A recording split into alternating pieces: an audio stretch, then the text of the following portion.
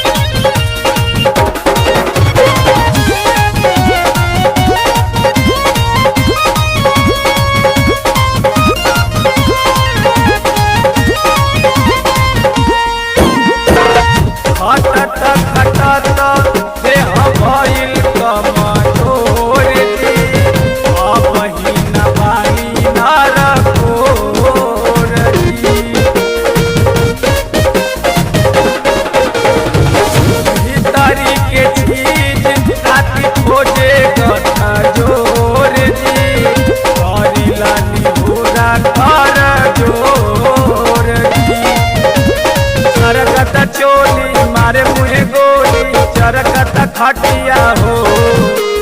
देहिया बमा तलयकिया बजागल मरले बमतिया हो चरकत चोली मारे मुहे गोली चरकत खटिया हो देहिया बमा तलयकिया बजागल मरले बमतिया हो मस्तल बरेली आतेरे जाई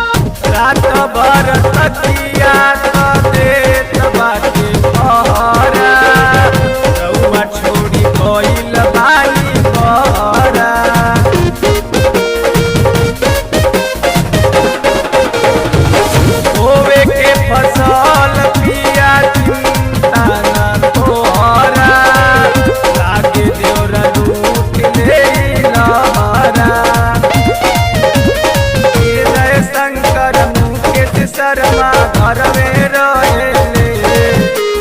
चंदन राज